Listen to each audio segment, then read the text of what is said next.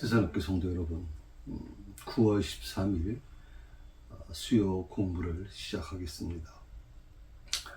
우리가 지난주까지는 이제 8장, 출애굽기서 8장에 대한 이제 전체적인 개요를 공부했습니다. 숲에 대한 공부를 했는데, 오늘부터는 좀 더 구체적으로 나무 보기 훈련을 지금 해 나가겠습니다.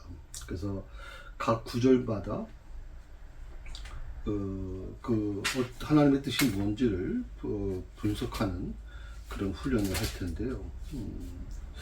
한번 여러분 성경 가지고 있는 이 나무 보기는 성경을 직접 찾아보면서 하게 되어 있습니다. 그러니까 출애굽기서 8장에 있는 말씀을 성경을 찾아보시면서 같이 말씀을 나누셨으면 좋겠습니다.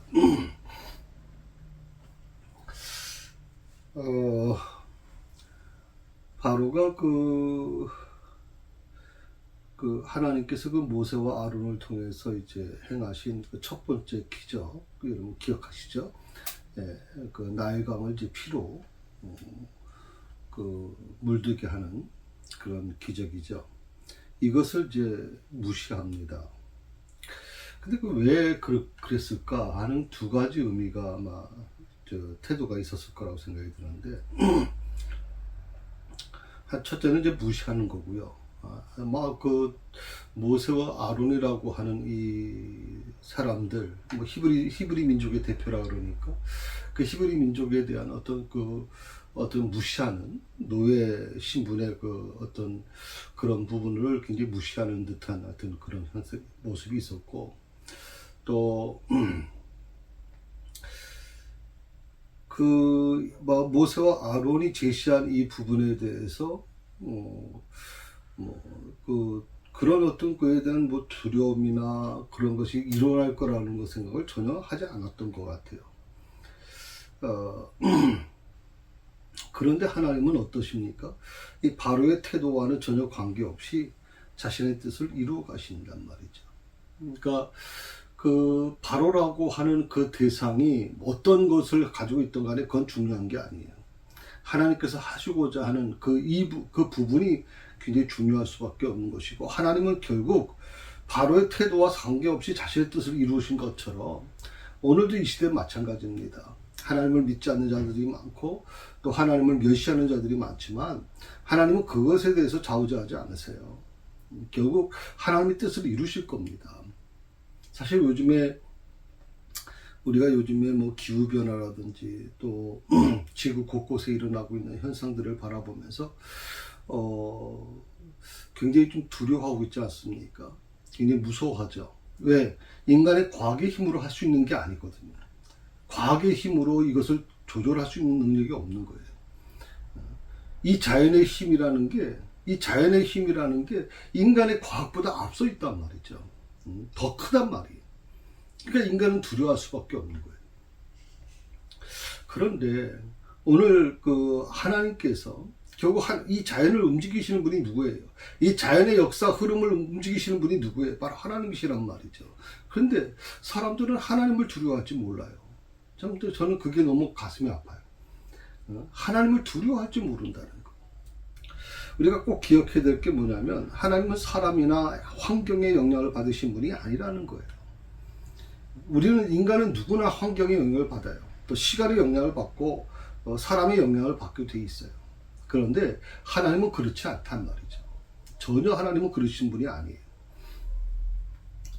그래서 사람들이 또 오해하는 경우도 있고, 또 하나님에 대한 존재를 자기의 어떤 인간의 생각 속에 하나님을 끌어들이고 하나님을 제한하려고 하는 일들이 많이 있는데, 절대 그렇지 않다는 거예요.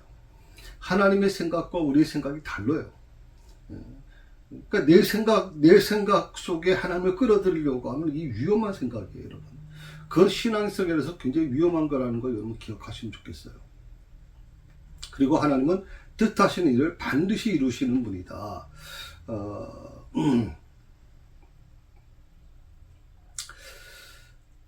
그러니까 어떻게 보면 이런 사실을 아는 사람은요, 환경이 어떠든지 좋든 나쁘든 내가 원했던 것이 이루어지든 이루어지지 않든 상관없습니다. 나는 내게 말씀하신 그대로 내가 하나님을 믿는다. 그렇게 말할 수 있어야 되는 거예요. 나는 내게 말씀하신 그대로 하나님을 믿는다. 이게 바로 믿음이고 이것이 바로 믿는 자의 모습이 되어야 된다는 것이거든요. 하나님께서 모세를 바로에게 보내셨어요. 그때 하나님은 바로에게 전할 분명한 메시지를 주셨거든요. 그러니까 그 메시지가 하나님께로부터 왔음을 증명할 수 있는 표적도 또 동시에 같이 보내주셨거든요. 그러므로 모세가 전해준 말을 거역하는 것, 그것은 곧 하나님의 말씀에 대한 거역이다. 근데 이 부분이 좀 오해를 살 수 있는 부분이 있어요. 특히 목회자, 이 모세에 대한 부분. 모세는 특별히 하나님의 뜻을 전하는 자로 이제 부름을 받은 거 아닙니까? 메신저로 부름받은 건데, 목회자들 중에서 이제 그런 부분이죠. 나는 하나님의 대언자로 왔다. 그러므로 내 말이 곧 하나님의 말이라고 주장하는 분들이 있어요. 이거 아주 굉장히 위험한 사고방식이거든요. 물론 목회자가 오랫동안, 저 같은 경우는 거의 12년 동안 공부를 했으니까, 그런 것을 통해서 여러분보다는 조금 더, 제가 보기엔 조금이에요. 조금 더, 하나님의 말씀을 좀 더 깊이 해석할 수 있는 정도는 되겠지만, 내가 말하는 것이 곧 하나님께서 내 입을 통해서 말씀하고 계시다라고 하는 이 메신저라고 하는 것에 대한 것이 너무 강해지게 되면 이거는 어떻게 보면 또 다른 하나의 위험한 부분이 될 수 있거든요. 많은 사이비 이단들이 바로 여기에 걸려 있단 말이죠. 마치 자기가 하나님을 대언하는 것처럼, 그게 시간이 가다 보니까 어떻게 됩니까? 문선명이나 아니면 박대선 같은 사람들 같은 경우는 자기가 하나님이라고 그러지 않아요. 자신이 하나님이라고 그러잖아요. 이런 부분들이 참 너무 기가 막힌 일들이 많이 일어나게 되는 거죠. 우리가 지지난주 해서 이제 개구리 재앙에 대한 부분을 좀 큰 테두리 속에서 같이 공부를 좀 했는데, 원래 이 세 번째 재앙과 네 번째 재앙을 같이 공부할까 했었어요. 그런데, 이 자체가 무슨, 다른 어떤 7장이나 6장 내용과 좀 다르게 이것은 하나하나가 전부 다 이제 하나님의 10가지 재앙 중에 하나를 계속 이제 분석해 나가는 거다 보니까 이 숲보기와 나무보기를 구분하기가 굉장히 좀 어려움이 있었어요. 그래서 좀 빠른 시간 내에 한두 주 정도 더 숲보기를 하려고 했다가 빠른 시간 내에 그 나무보기로 들어가는 게 좋겠다 판단해서 지금 나무보기 과정을 여러분과 같이 나누려고 하는 겁니다. 1절의 말씀을 보게 되면 이제 이런 말이 나옵니다. 1절 한번 같이 여러분 보세요. 성경에 여호와께서 모세에게 이르시되 너는 바로에게 가서 그에게 이르기를 여호와의 말씀에 내 백성을 보내라. 그들이 나를 섬길 것이니라. 섬길 것이니라 라고 하는 말이죠. 섬길 것이다. 이 섬긴다고 하는 것은 섬긴다라고 하는 것, 이 단어에 해당하는 그 히브리어가 뭐냐면 아바드라고 하는 아바드. 종이 주인에게 복종하는 것 같이 철저한 봉사 행위를 가리킨다. 아바드라고 하는 거. 그래서 제가 알고 있는 어느 그 공동체입니다. 그 공동체의 이름도 아바드 공동체거든요. 그 아바드 공동체라는 게 히브리어 말인데, 사실 그 아바드 공동체라고 하는 말을 할 때 이게 무슨 말일까? 아바드라는 말이 무슨 뜻일까? 저도 처음엔 이 히브리어의 그 해석을 잘 몰랐을 때는 아바드는 성경적인 이름인 것 같은데 잘 들어보질 못했는데 라고 생각을 했었어요. 바로 오늘 이 8장 1절에 섬긴다라고 하는, 섬길 것이니라, 섬긴다라고 하는 이 단어가 히브리어로 아바드라고 하는 말을 쓰는 거예요. 아바드. 그것은 종이 주인에게 완전히 복종하는 것처럼 온전히 철저하게 봉사를 하는 행위를 가리킨다, 이렇게 얘기하는 거예요. 이해가 되셨죠? 네. 다음에 2절에 있는 말씀을 좀 나누겠습니다. 우리 2절 같이 읽어봅시다. 내가 만일 보내기를 거절하면 내가 개구리로 너의 온 땅을 치리라. 이 개구리라고 하는 부분은 지난주에도 좀 자세히 설명을 드리려고 했습니다. 뭐 체바르데아라고 하는 말을 쓴다 그래요. 히브리어에서 보면 체바르데아. 그러니까 뛰어오른다라고 하는 뜻이 있고 뭐 여러 가지 있습니다. 이 체바르라고 하는 이 말은 그 개구리의 어떤 학명을 얘기하는 거라 이렇게 얘기하는 분도 있어요. 체바르라고 하는 말. 좀 어려운 말이니까 이거는 특별히 우리가 다 알 필요는 없을 것 같아요. 라나 모사카라고 하는 학명을 가진 개구리를 얘기한다 이렇게 얘기하는데 거기까지 우리가 알 필요는 없고, 아무튼 보통 나일강 같은 경우에는 두 번의 큰 변화가 일어납니다. 하나는 6월에서 10월 경에 범람하는 겁니다. 이게 우기죠. 비가 많이 와서 강이 범람하는 거죠. 그리고 이제 그 물이 빠지는 시기가 바로 12월 중순입니다. 바로 요 기간이 나일강이 가장 비옥한 땅으로 바뀌어지는 겁니다.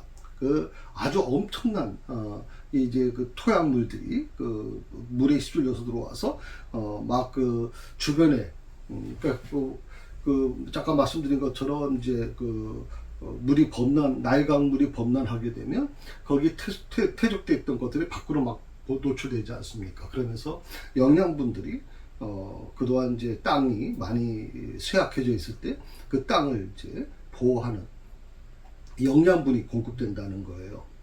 그래서 이 나일강 주변에 있는 땅들은 사시사철 옥토로 보통 분류가 됩니다. 그래서 거기서 수많은 농작물이 자라나게 되죠. 거기에 따라서 뭐가 또 있냐면 이제 결국 개구리들이 그 시기를 맞춰서 이제 올라온다 이렇게 얘기를 하고 있거든요. 지난주에 말씀드린 것처럼 개구리는 풍요와 다산의 상징으로 간주된다고 제가 말씀을 드렸습니다. 그래서 이스라엘 애굽 사람들에게 있어서 이 개구리는 굉장히 중요한 신의 신 중에 하나예요. 지난주에 말씀 혹시 제가 보여드렸죠, 사진?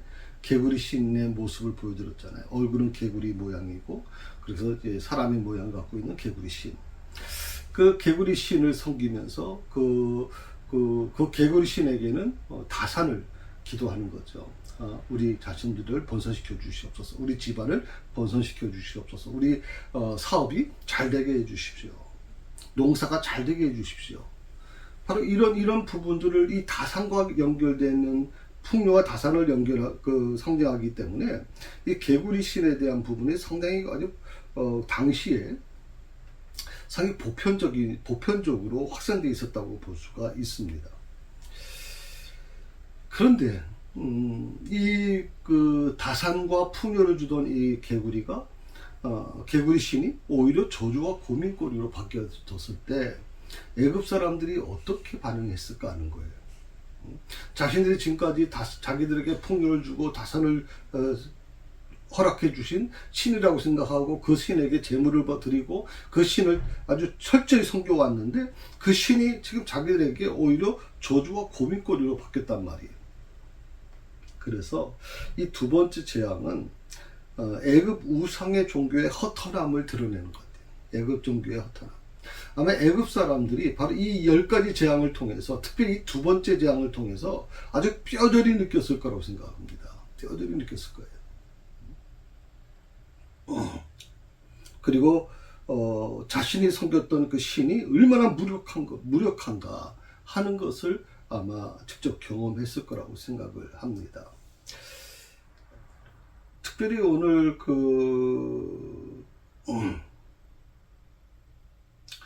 마지막에 보면 이제 칠이라고 하는 말이 나와요. 너희 온 땅을 칠지라라고 하는 말을 썼는데, 이 말은 뭐냐면 치명타를 가한다, 패배시킨다라는 뜻이 있어요. 그러니까 내가 만일, 오늘 이전의 말씀은 바로 그거 아니에요. 내가 만일 보내기를 거절하면 내가 개구리로 너의 온 땅을 칠 것이다. 그 치명타를 내가 가할 것이다 라고 하는 거예요. 특히 이 개구리 재앙이 왜 문제가 되냐면, 어떻게 보면 그 피해 재앙보다도 더 심각한 문제를 일으킬 수밖에 없는 부분이죠. 예. 조금 이따가 이 부분에 대해서 또 말씀드리겠습니다만은 그것을 예고하는 말이 바로 친다라고 하는 뜻이에요. 친다. 그러니까 하나님의 심판하심이 대적의 세력에 비할 수 없을 정도로 압도적으로 우월하다라고 하는 것을 보여주는 하나의 어떤 단어라고 생각을 합니다. 친다. 그래서 그 다음에 이제 3절에 있는 말씀이거든요. 3절에 있는 말씀을 한번 보실까요? 3절, 4절 우리 같이 한번 보십시다.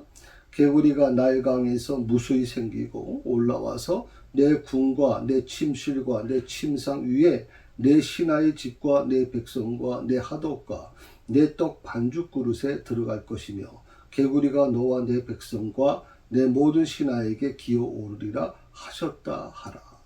아멘. 그 2절에 있는 말씀을 좀 더 구체화시킨 것이 바로 3절과 4절입니다. 그러니까 내가 개구리를 보내서 너희 온 땅을 칠 것이다 라고 하나님이 이미 예언하셨거든요. 예고하고 계시잖아요. 근데 그 온 땅이 어떤 곳이냐라고 하는 것을 3절과 4절을 통해서 구체화시켜 놓고 있어요. 그게 뭐냐면 3절에 보게 되면 개구리가 나일강에서 무수히 생길 것이다. 무수히. 무수히 생긴다라고 하는 거, 문자적으로 보면 우글거린다라고 하는 뜻이 있어요. 무수히. 우리말로는 무수하다, 좀 막연하게 느껴지는데, 이거 이제 우글거린다라고 하는 어떤 그런 말을 썼어요. 마치 어떤 뜻이냐면, 더러운 벌레들이 셀 수 없을 정도로 때를 이루어서 막, 꿈틀거리는 모습들 있잖아요. 그러니까 얼마나 징그럽겠습니까? 일반적인 벌레들도 그 정도인데 이건 개구리들이잖아요. 제가 지난주에도 말씀드렸지만 이 황소개구리만큼 말한 거든. 이 학명에 얘기하는 라나 모사이카라고 하는 이 개구리는 우리처럼 이렇게 예쁜 개구리가 아니에요. 우리나라는 굉장히 예쁜 개구리죠. 청개구리 같은. 그런데 그런 개구리가 아니에요. 이 개구리는 황소개구리 같아가지고 울음소리도 엄청 나고, 그리고 하여튼 이 개구리의 어떤 몸도 굉장히 커요. 자, 그런 개구리 때를 지어서 막 올라왔다. 우글거렸다라고 하는 얘기를 해요. 자, 이런 개구리들, 그렇게 신성시 여겼던 개구리들, 오히려 한두 마리는 모르겠는데, 때를 지어서 막 올라와서 애굽인들에게서 절대 우상시되던 나일강을 뒤덮어버린 거 아니에요. 그러니까 어떻게 보면, 참 놀랍죠. 그러니까 결국 애굽 우상들의 허구성이 더 명백해질 수밖에 없는 거죠. 여기서 올라왔다라고 하는 표현을 쓰거든요. 무수히 생기고 올라와서라고 하는 표현을 썼어요.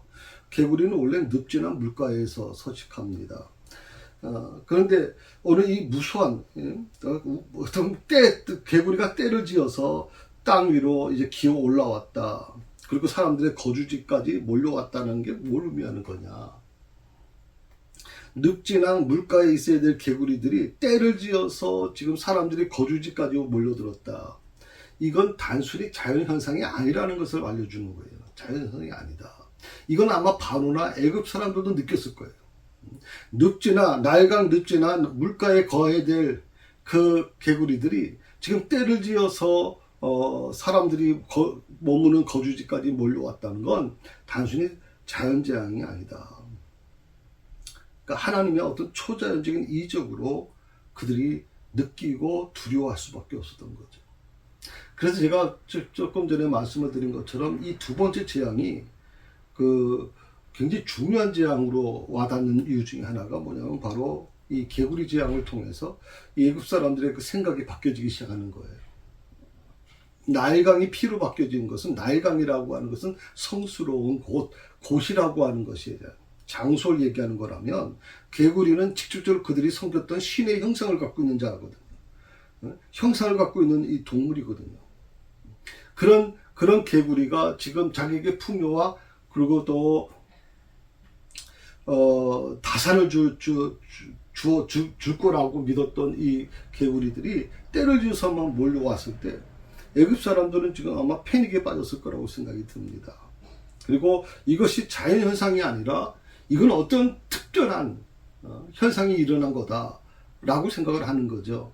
우리가 보통 일반적으로 자연현상, 요즘에 같은 경우에도 자연현상이 일어나는 것 가지고도 우리가 힘들어요. 날씨 관계, 그 다음에 뭐 어떤 곳에서는 막 우박이 떨어지는데 바로 옆에서는 막 뭐 40도까지 올라가고 정말 상상할 수 없는 일들이 막 곳곳에 일어나잖아요. 어떤 데에서는 막 불이 나는데 지금 6개월째 불을 끄지 못하는 나라도 좀 있어요.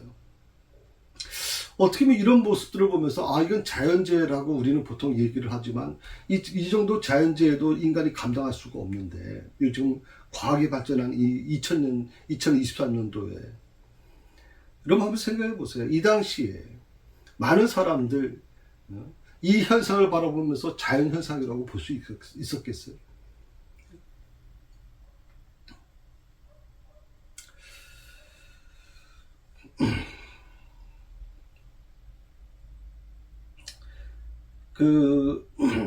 더욱이 더 충격적인 게 뭐냐면, 구체적으로 이렇게 얘기하잖아요. 주님께서 말씀하셨던 게 뭐냐면, 내 궁과 내 침실과 내 침상위와 내 신하의 집과 내 백성과 내 화독과 내 떡 반죽 그릇에 들어갈 것이다. 어떻게 보면 이 궁이라든지 뭐 침실, 침상위, 내 신하의 집, 내 백성, 내 화덕과 내 떡의 반죽 그릇, 이거 다 지금 어떻게 보면 일상생활의 영역이잖아요. 피할 수 없는 다른 문제라면, 다른 자연재해라면 조금 내가 피해 있으면 되지만 이건 피할 수 있는 부분이 아니에요. 왜? 이것이 일상생활의 영역인데 어디로 피하겠어요 대체? 어디로? 숨을 곳이 없는 거예요. 특별히 애굽인들은요 굉장히 청결한 민족으로 소문나 있는 민족이에요. 애굽 사람들은 굉장히 그 청결을 중요하게 여겼어요. 그런데 그렇게 청결하게 사용했던 그곳에 그들이 우상시하던 개구리들이 떼거지로 몰려와서 더럽히는 거예요. 여러분 개구리들 지나가는 자리 한번 보세요. 그게 깨끗했겠습니까? 얼마나 더러웠겠습니까? 지금 온통 오물이 다 거기 들어왔을 텐데. 사실 개구리들은요 본능적으로 사람을 피하게 되어 있어요. 그런데 오늘 이 본문의 말씀 속에서 나오는 개구리는 사람을 두려워하지 않아요. 그리고 더 나아가서 더 충격적인 게 뭐예요? 생활의 질서를 파괴시켜버려요. 애굽 사람들의 그 삶 속에 들어와서 그 속에서 아주 생활 질서를 파괴시켜버렸기 때문에 어떻게 보면 굉장히 애굽 사람들이 받은 충격은 이루 말할 수 없을 것이다. 물론 세 번째 재앙이나 네 번째 재앙, 뭐 다섯 번째 재앙 갈수록 더 강화되어 있는 거잖아요. 그 재앙의 정도가 더 강화되는데, 그런데 그것보다도 이 두 번째 재앙이 특별한 이유 중에 하나가, 제가 계속 특별하다고 얘기하는 이유 중에 하나가 뭐냐면 애굽 사람들이 받은 충격이 더 컸단 말이죠.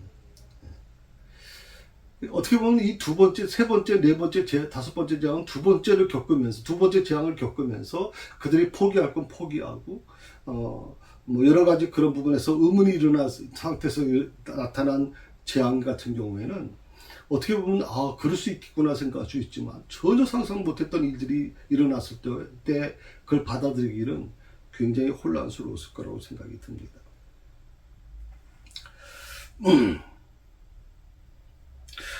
하나님께서 행하신 이 모든 이적의 규모를 보면 정말 대단한 거라고 생각해요. 나일강에서 올라온 그 개구리들이 여기 말씀 것처럼 뭐 궁과 침실과 내 침상위와 내 신하의 집과 내 백성과 내 화독과 내 떡 반죽 그릇에 들어간다라고 하는 이 말씀, 특별히 4절의 말씀에 보면 너와 내 백성과 내 모든 신하에게 기어오를 것이다. 그러니까 바로를 겨냥해서 말씀하신 이 부분, 침실, 침상, 그 다음에 화독과 내 떡 반죽 그릇, 일상생활이 너희 모든 이 땅에 살고 있는 모든 애굽 사람들에게 임할 거라고 하는 것을 얘기해 주는 거거든요. 그러니까 그 규모가 어마어마했을 거예요. 대체 나일강에서 올라오는 물론 나일강이 굉장히 큰 강 아닙니까? 정말 엄청난 강이죠. 그 강에서 부류에서만 한쪽에서만 이렇게 한 부분에서만 올라온 게 아니라 나일강 전체가 이 개구리대로 막 어마어마하게 올라왔다면 애굽이 정말 어떻게 그걸 감당했을까 하는 거거든요. 그러니까 이 모습을 보면 어떤 사람도 그것이 애굽 사람이든 하나님을 믿던 하나님을 믿지 않던 하나님을 불신하던 상관없습니다. 어떤 사람이든 간에 이 현상을 보면서 하나님께서 행하신 것이라고 인정하지 않을 수가 없게 만들어 놔줬다. 하나님이 하시는 역사는 바로 그겁니다. 하나님이 하시는 역사는. 저는 내가 믿는 하나님이 바로 그런 분이라고 생각을 할 때, 우리가 믿는 하나님에 대한 존재를 분명히 하는 게 중요하다고 저는 생각을 합니다. 우리가 하나님의 존재를 너무 쉽게 생각하고 너무나도 우리 식으로 판단하다 보니까 하나님의 능력을 너무나도 감소시키는 부분이 너무 많이 있죠. 그런데 하나님의 역사는요, 하나님을 믿던 믿지 않던, 하나님을 도전하는 자들이든 하나님을 멸시하는 자들은 상관없이 하나님의 역사는 상상하지 못하게끔 일어난단 말이죠. 그래서 그들의 입으로, 믿지 않는 자들의 입술을 통해서 이건 하나님만이 할 수 있는 거라고 고백하게 만들어지는 거예요. 오늘 이제 이 마지막 두 번째 재앙의 마지막 부분에서 술사가 그렇게 얘기합니다. 이건 우리 하나님만이 할 수 있는 거지 우리 인간이 할 수 있는 게 아닙니다라고 얘기를 하거든요. 자, 모든 사람들이 그렇게 인정하는데, 애굽의 모든 사람들이 이건 사람이 하는 게 아니다라고 얘기하는 건데, 그러니까 히브리 민족의 하나님이 하신 거다라고 얘기하는데, 그럼에도 바로는 듣질 않아요.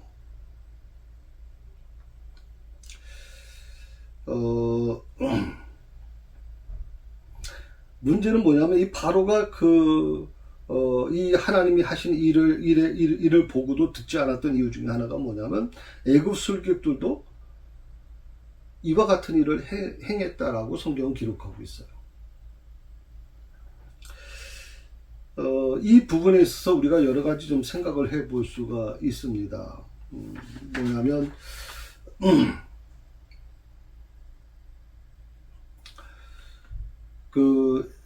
특히 술사들이 행했던 이 부분에 대해서 보통 사람들이 생각할 때 그렇게 생각할 수 있어요. 이거 속임수 아니냐? 어떻게 사람이 개구리를 하나님이 하실 수 있는 거지? 어떻게 애굽의 술사들이 그걸 할 수 있을까? 예를 들어서 지팡이를 가지고 뱀을 만들었을 때도 애굽의 술사들도 결국 지팡이를 가지고 뱀을 만들었잖아요. 또 나일강의 물에서 물을 피로 만들었을 때 그들이 나일강에서 또 온 물을 피로 만들었죠. 이런 것들이 바로의 마음을 우리도 할 수 있어, 나도 할 수 있어. 우리 술사들도 얼마든지 하는 거야. 사실은 나일강 물을 바꾼 게 아니죠. 나일강에서 또 물을 바꾼 거란 말이죠. 또 개구리도 마찬가지입니다. 사실 어떻게 보면 개구리를 없애야 줘야 되는 거죠.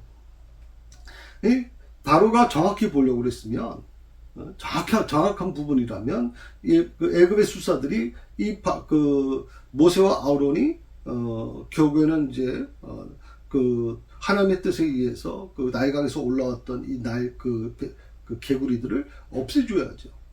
다 없애지 못하더라도 현저하게 숫자를 감소시킨다거나 그런 현상이 일어나야 되지 않아요. 그런데 거기에 뭐라고 오늘 성경 말씀하면 숫자를 더 늘렸다고 얘기하고 있거든. 그런데 자, 애굽 사람들은 얼마나 힘들었을까? 각자는 지금도 감당하기 힘든데 거기다 숫자를 더 늘려가지고 개구리를 더 학살시켜 버렸으니까 애굽 사람들은 죽겠다 그러는데 바로 입장에서는 뭐예요? 아, 우리도 할 수 있어. 우리도 할 수 있는 거야. 라고 그렇게 오해하게 되는 거예요.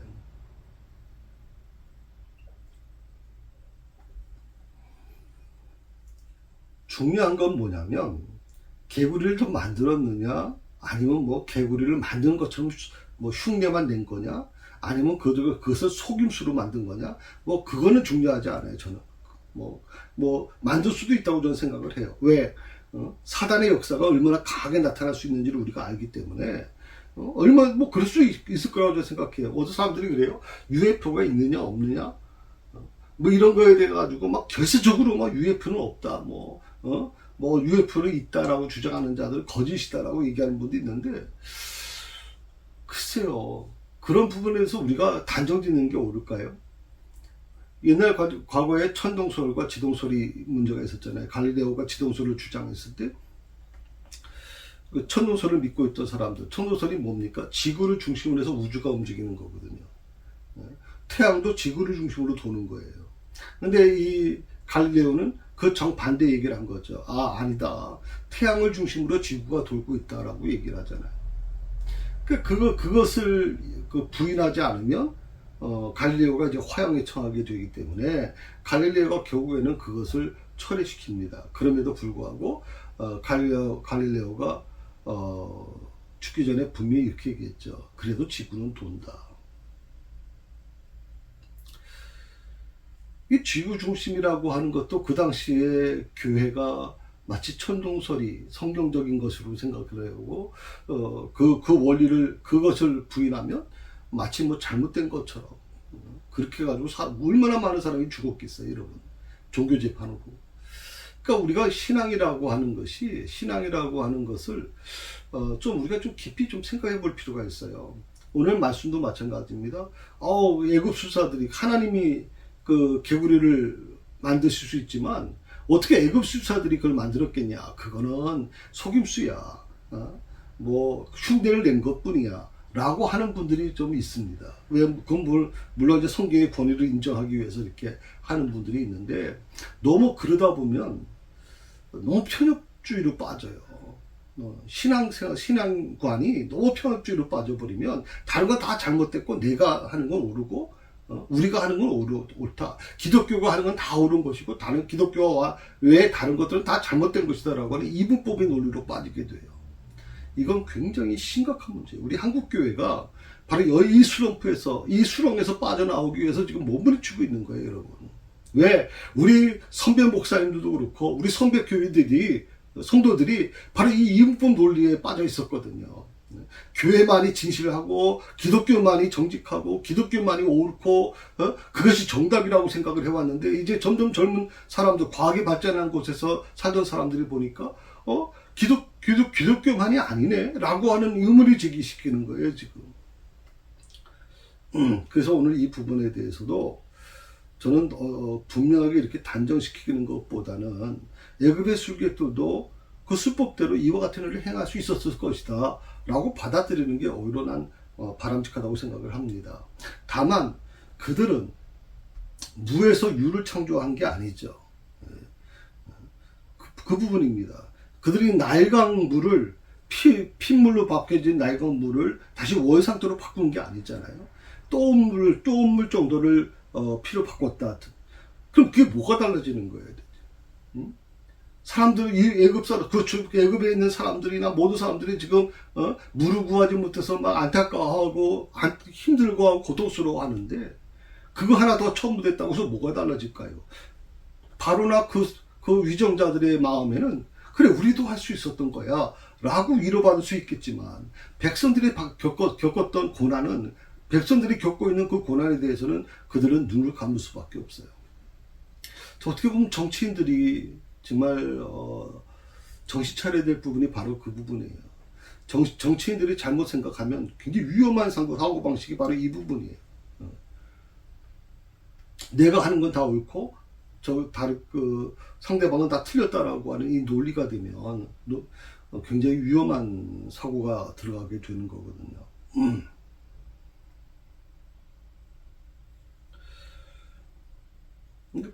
자,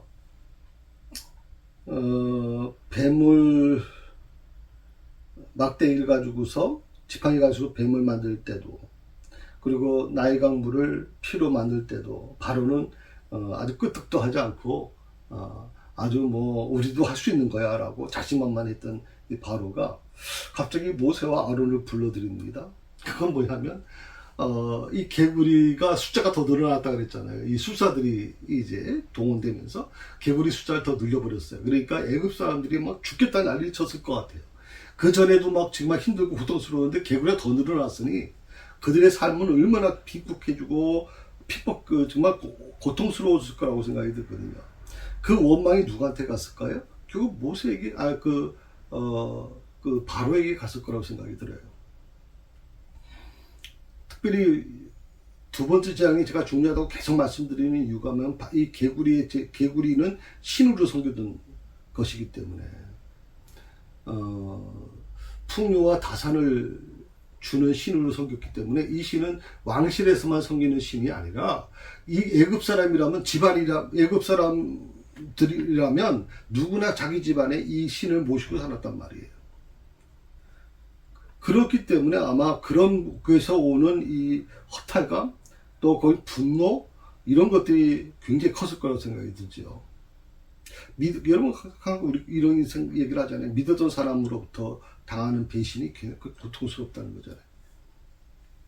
애굽 사람들이 아마 그런 마음이었을 거예요. 그러니 그런 분노를 누구한테 표출했을까? 바로 바로나 그 위정자들에게 표출했을 거라고 생각이 들거든요. 그러니까 바로가 견디지 못하고 모세와 아론을 부릅니다. 그리고 이렇게 얘기하죠. 여호와께 구하여 나와 내 백성에게서 개구리를 떠나게 하라. 내가 이 백성을 보내리니 그들이 여호와께 제사를 드릴 것이니라. 8절의 말씀에 보면 그렇게 나와요. 그러니까 바로가 두 손 두 발 다 든 거예요. 이 개구리 재앙이 참 놀라운 일이죠.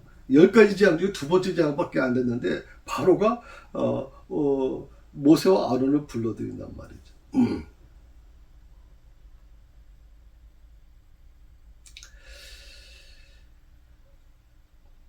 특별히 이 두 번째 이적을 보고 이스라엘의 하나님의 능력을 위대하심을 인정하지 않을 수가 없었어요. 그래서 바로는 하나님의 뜻에 순종하기로 그렇게 결정을 합니다. 근데 여기서 그 하나님의 능력으로 인해서 모세와 바로의 위치가 바뀌어졌다고 지난주에 잠깐 말씀을 드렸는데, 모세와 바로의 위치가 바뀌었어요. 그동안은 바로가 모세에게 지시하는 형태였어요. 모세가 바로한테 청혼을 하고 이렇게 하려고 그러는데 왕이시여 좀 이걸 허락해 주십시오라고 하는 요청이었다면, 이제는 놀랍게도 바로가 모세에게 요청을 하는 거예요. 모세와 아론을 불러서 제발 이렇게 좀 해줘. 내가 너희 백성을 다 보내줄게. 개구리만 내 앞에서 떠나게 달라. 내가 원하는 대로 다 들어줄게 라고 하는 부분으로 지금 바뀌어지고 있는 거죠. 이것은요, 단순히 어떤 그런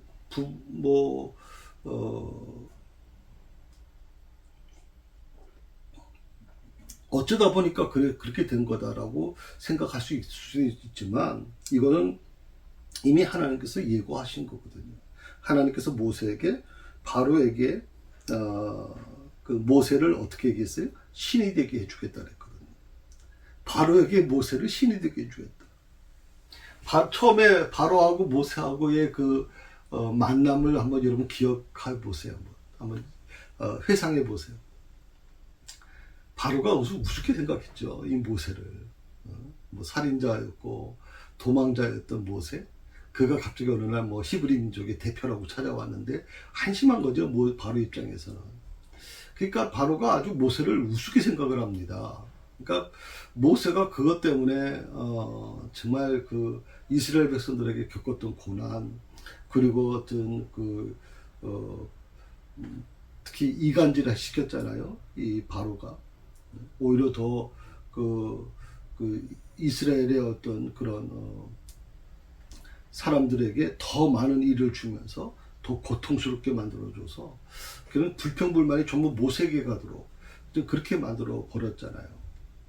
그런 상황 속에서 바로는 늘 무슨 생각을 했냐면 너는 아무것도 아니야 라고 생각을 했는데, 하나님은 그 전에 뭐라고 말씀하셨냐면, 내가 모세에게 이렇게 말씀하셨어요. 내가 모세에게 너에게 바로 앞에서 신이 되게 해주겠다. 그 당시에 모세가 이 말을 듣고 어떤 마음을 가졌을까요? 정말 그런 일이 일어날 거라고 생각했을까요? 바로가 어떤 존재입니까? 세계를 호령하는 자인데, 상상을 못하는 그런 자리에 있는 이 바로에게 신이 되게 해주겠다고 얘기하니 놀라운 일이죠. 그리고 우리가 오늘 본문의 말씀에 보는 것처럼 하나님은 그 약속을 지키십니다. 그래서 저는 하나님을 뭐라고 부르냐면 약속을 지키시는 하나님입니다. 약속을 지키시는 하나님. 430년 전에 아브라함과 맺은 언약을 하나님은 기억하셨어요. 나는 그것을 잊지 않고 기억했다. 이스라엘 백성들은 하나님이 잊었다고 생각을 했어요. 하나님은 우리의 부르짖은 기도를 듣지 않으신다고 생각을 했어요. 그런데 하나님은 430년 전에 아브라함과 행한 약속을 기억하셨고, 그 430년 동안 이스라엘 백성들의 그 눈물의 기도와 통곡 소리를 하나님은 들으셨다고 말씀하셨어요. 특히 모세에게 말씀하실 때 내 백성의 그 울부짖는 소리를 내가 들었다고 얘기했거든요.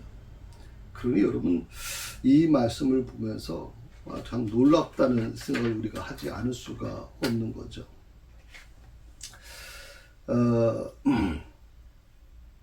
그래서 4절 이후부터는 바로가 모세에게 오히려 머리를 숙여요. 도와달라.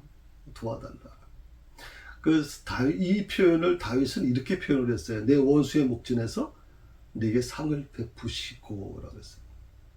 하나님은 내 원수의 목전에서 내게 상을 베푸신다.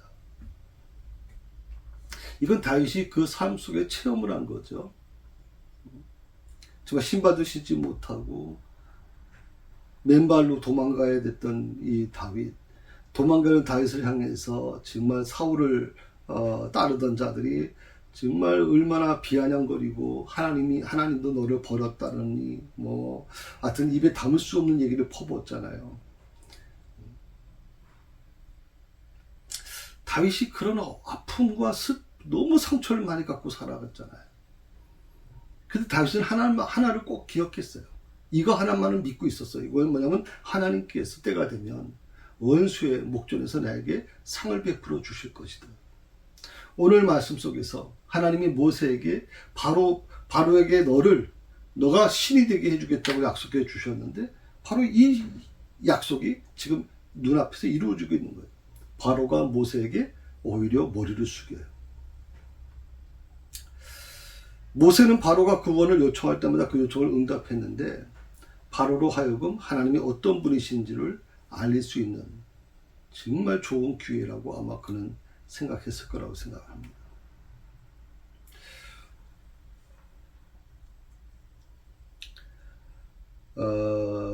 성도 여러분,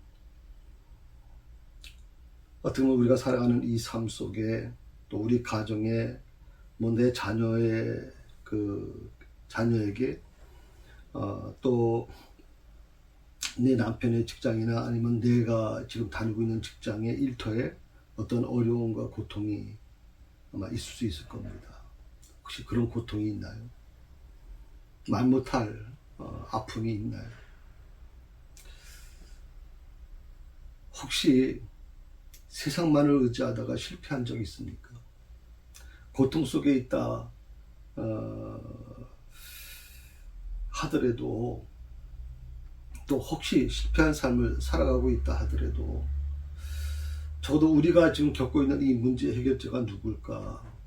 지금 이 어려움과 고통에서 나를 해결해 줄 수 있는 분이 누굴까? 내 가정의 이 문제를 다시 회복시켜 주실 분이 누굴까? 우리의 문제, 내 문제를 해결해 주실 분이 누굽니까? 여러분, 누구라고 생각하십니까? 저는 그분이 하나님이라고 믿는 거예요. 모세가 하나님이 너의 바로 앞에서 내가 바로에게 모세 너를 신이 되게 해주겠다고 말씀하셨을 때 모세가 반신반의할 수밖에 없었을 거예요. 도저히 그건 이 세상에서 일어날 수 없는 일이라고 생각했을 겁니다. 그런데 하나님은 그것을 이 세상에서 일어날 수 없는 그 일을 일어나게 만드셨거든요. 그리고 바로가 먼저 모세를 찾고 모세에게 머리를 숙일 수 있도록 부탁을 하게끔 만드는 놀라운 일을 만들어 가셨잖아요. 지금 내가 겪고 있는 이 문제, 내 가정의 문제, 내 남편의 문제, 내 자녀의 문제, 내 직장의 문제, 내 일터의 문제를 해결해 주실 분이 누굴까? 이 어려움으로부터 나를 해방시켜 주실 분이 누굴까?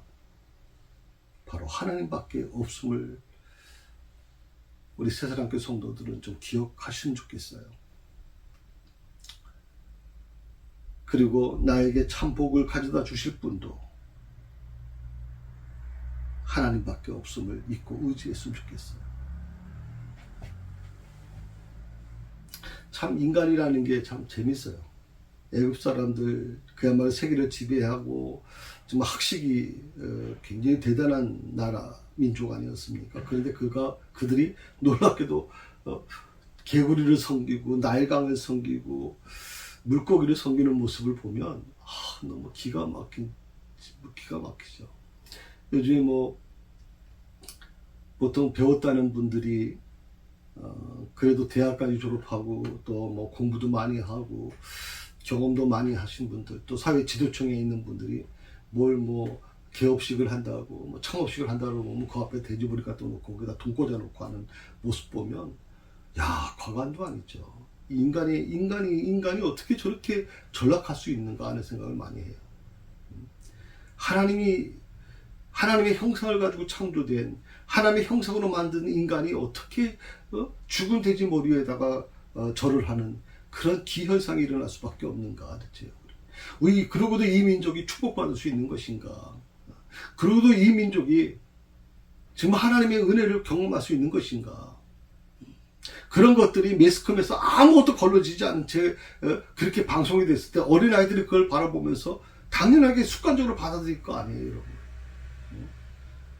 그걸 봤을 때 여러분 자녀들한테 저거는 잘못된 거야. 저거는 하나님께서 원하시는 게 아니야. 너희는 저때 자라면서 커서도 저렇게 하면 안 돼. 라고 가르치신 적 있어요? 그렇게 얘기하신 적 없잖아요. 지금 우리 아이들이 매스컴에서 아니면 영상에서 SNS에서 얼마나 많은 일들을 경험하고 있고 많은 보지 말아야 될 걸 보고 있고 듣지 말아야 될 걸 듣고 있는데 여러분 그것에 대해서 얼마큼 여러분이 그 아이 자녀들을 올바른 길로 가르쳐 왔나요?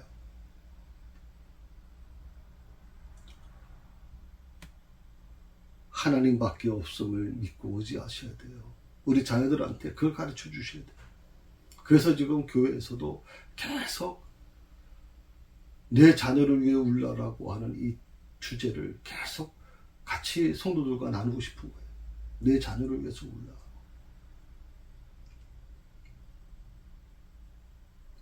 다윗은 하나님에 대해서 이렇게 고백을 합니다.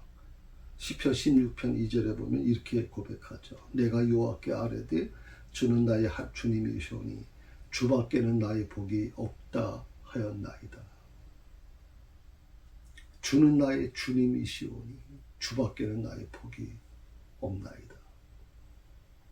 오늘도 내 삶의 참 복이 되시며 유일한 문제 해결자가 되어주시는 그 하나님만을 의지할 수 있기를 바랍니다. 그리고 나만이 아니라 내 자손들에게도 자녀들에게도 이 복이 이어져가게 하기를 간절히 원합니다. 여러분 성경 반드시 기억하십시오. 아브라함으로 끝난 게 아닙니다. 아브라함과 이삭과 야곱. 아브라함과 이삭과 야곱.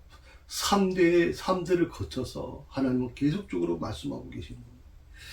이 믿음의 유산을 여러분 자녀에게 물려줘야 되지 않겠습니까? 내 당대에 아무리 내가 열심히 신앙생활 잘했다 할지라도 내 자식이 예수를 믿지 않는다면, 내 자녀가 예수를 교회에 나오지 않는다면 얼마나 부끄러운 모습일까요?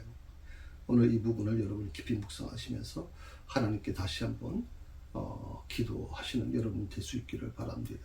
오늘은 3절까지 말씀을 나눴고요. 다음 주부터는 4절 말씀을 조금 설명드리고 5절로 넘어가도록 그렇게 하겠습니다. 기도하십시다. 감사합니다. 하나님이 주신 이 말씀을 깊이 묵상하면서 참 한 구절 한 구절을 묵상할 때마다 그 말씀 속에서 우리에게 들려오는 하나님의 음성을 듣게 됩니다. 주여, 하나님께서 이 모세에게 약속하셨던 바로 앞에서 내가 신이 되게 해주겠다고 했더니 이 약속을 하나님은 지키셨습니다. 아브라함과 맺었던 약속을 430년 후에 하나님은 잊지 않고 그것을 지켜 오셨습니다. 오늘 우리에게도 똑같은 일을 만들어 가실 텐데, 하나님, 우리가 하나님에 대한 믿음, 나 혼자 믿는 믿음이 아니라 내 자손들에게, 내 가문에 그 믿음을 이어져 가게 할 수 있는 그런 믿음의 사람이 될 수 있도록 하나님 도와주옵소서. 하나님을 사랑합니다. 그 사랑하는 마음이 우리 마음에서 계속 흐를 수 있도록 도와주시기를 원하고 예수님의 이름으로 기도드립니다.